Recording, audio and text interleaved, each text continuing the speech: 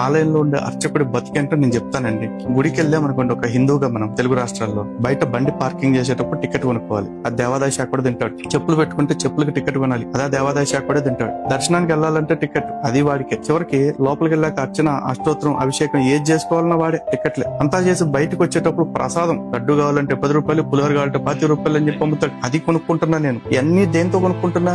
నా జేబులో ట్యాక్స్ కట్టేసిన డబ్బులతోటి ఈ దేశంలో అందరూ ఫ్రీగా అనుభవించే మత స్వేచ్ఛని నేను ఇన్ని చోట్ల డబ్బులు పెట్టి కొనుక్కుంటున్నా. అందరికీ మత స్వేచ్ఛ ఉంది, నా మత స్వేచ్ఛని నేను ఇన్ని రకాల డబ్బులు పెట్టి కొనుక్కుంటున్నా. ఇన్ని రకాల డబ్బులు పెట్టి కొనుక్కున్న నేను నా కోసం, నా క్షేమం కోసం, నా దేశ క్షేమం కోసం గొంతు చెంచుకుని గంట సేపు అష్టోత్తరం అభిషేకం చేసిన అర్చక స్వామికి నా జేబులో మిగిలిపోయిన నా సొంత డబ్బులు ఒక 100 రూపాయలు తీసి అర్చకుడి చేతిలోనో లేకపోతే ఆయన ముందున్న ప్లేట్ లోనో పెడతానంటే దానికి అంత అక్షరాలతో బోర్డు పెడతాడు, కానుకలన్నీ హుండీల్లోనే వెయ్యాలి, ప్లేట్ లో వేయరాదు అని చెప్పేసి. ఇది అర్చకుడు బతుకు. నా కానుకలు, నా డబ్బులు నేను ప్లేట్ లో కాదు తీసుకెళ్లి అవసరం ప్లేట్లో వేసుకుంటా. అక్కడ హుండీలో వేయమంటున్నావు, హుండీలో గారు నేను తీసుకెళ్లి చెత్త కుండీలు వేసుకుంటాను. నా డబ్బు, నువ్వెవడు నా డబ్బులు కంట్రోల్ చేయడానికి? నీకు కావాల్సినవన్నీ నేను కట్టేశాక